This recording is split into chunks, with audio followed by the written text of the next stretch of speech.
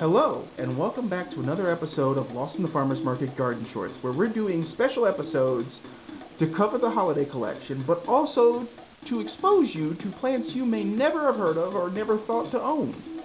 Today's subject, as you can see here in its lovely 4.5-inch clay pot, is doing a little flock of seagulls swoosh to the right thing. Or left. Well, it depends on which side I rotate it on, but you get the point. It's doing its own thing. Now, its scientific name is Euphorbia tirucali, and its variety name is firesticks. Its common name is Pencil Cactus, and I think you can see why. It has these long stems and little tiny itty bitty, almost vestigial leaves, and often these stems, when exposed to light, turn a bright yellow or orange, henceforth the firesticks name. It is native to Africa, and it is in the Euphorbiaceae family, which, as I've mentioned before, is most famous for the poinsettia. However, it is commonly known as the spurge family, and remember what I said before in a prior episode about spurges.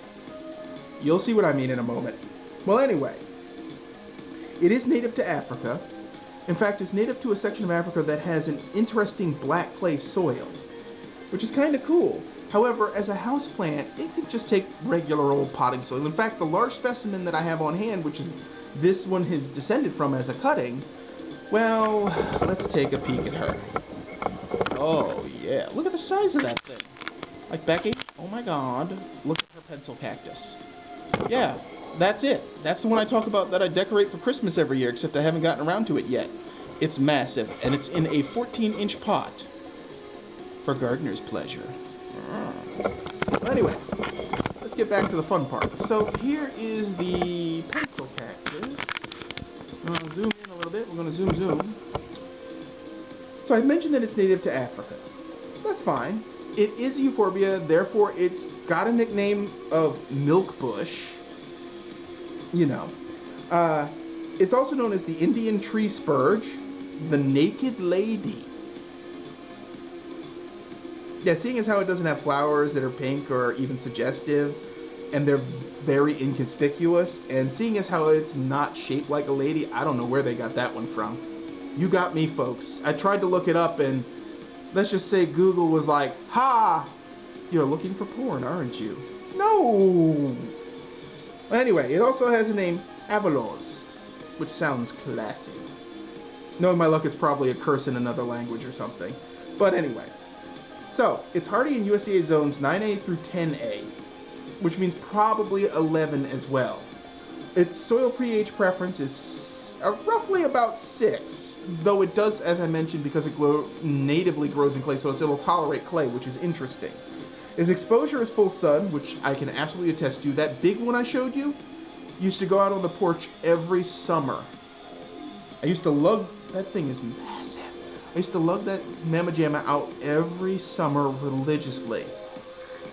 Not so much anymore, but I may do it next year, I'm not really sure. Anyway, its height can be up to 23 feet with age. They form full-on trees with age, and if you look it up, you'll see what I mean. It's really cool. I mean, like true single-trunk trees. I'm sure there's some pruning involved to get it to do that, but it's really cool.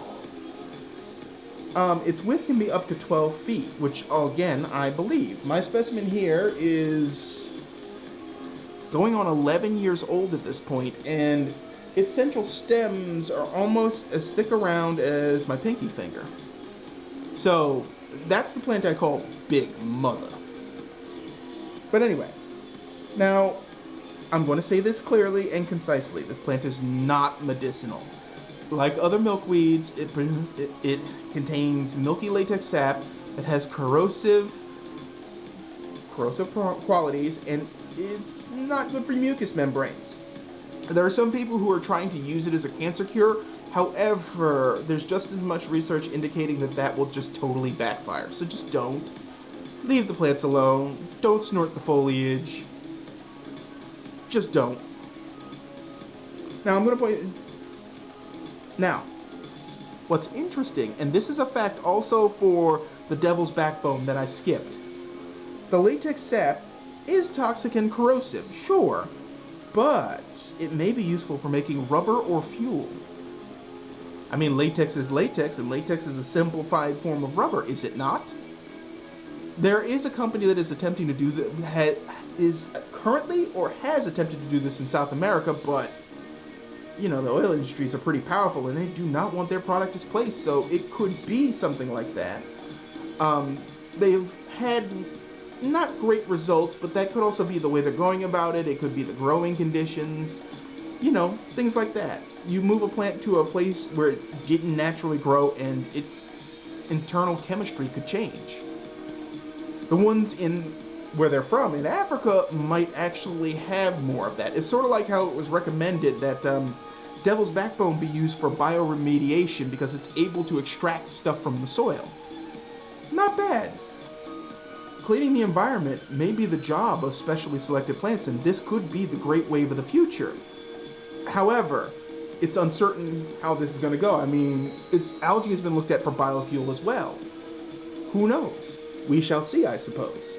But anyway, why would you want this plant in your house? Well, the advantage to Pencil Cactus is that it does not have thorns, it's weird looking, and if you get the miniature ornaments from like Michaels or AC Moore, and I don't mean that as a plug, I'm just pointing out that's where you get them, you can put miniature garlands and these battery operated lights that I have all over the table, you can put them on it, in it, around it, and suddenly you have a tree that don't die. I've always found it a tad morbid, honestly, that people for Christmas will drag a decapitated tree into their house, that, by the way, you've basically killed the tree entirely the moment you do that, if you didn't know anything about firs or pines, and you put it up and you keep it on what amounts to bare life support with a bucket of water, and you hope that it doesn't get dry enough to set and burn your house down. That's almost kind of metal in a sick sort of way, but it's also really morbid. And so this plant makes a great living Christmas tree. If you can't get a Norfolk Island pine, which is another great option. It'll grow with minimal care. I fertilize and water this thing whenever the hell I get around to it, and it doesn't even seem to care. What's neat is that the new branches are always a lighter color than the old branches. The old branches are a rich green color. They do, in fact, look like big green pencils. And when I put it out for the summer, it turns all kinds of shades of yellow, orange, sometimes red. It's beautiful. And it's easy as hell to deal with. It does not ask for much, and that's my kind of plant. Additionally, cuttings are really easy. You snap off a stem segment, you dip it in some rooting hormone and let it sit for a day or 3 so it can callus properly, and then stick it in dirt, and you're off to the races. You have a complete clone. These plants don't seem to get disease. Root rot is the only situation, and benign neglect is the best rule for these guys. And of course you'll have years of enjoyment of a plant that'll keep growing, sort of like a philodendron does, that's probably filtering air and doing good things for you. And if you get one of those little rolly trays that acts as a plant saucer, you can roll it around once it gets big with age. There's no reason not to have one. Unless your cats get into it. Then you might have a reason. Well, we'll see how that works out. But anyway, that's all I have for you in terms of Pencil Cactus. As always, folks, if you like this episode, please hit the like button. And if you haven't already, please subscribe. And if you have any questions about Pencil Cactus, or you want to share some experiences about growing Pencil Cactus, the comment section is always there for you. As always, folks, thanks for watching. And if I don't get another episode out before the end of the year, have a Happy New Year.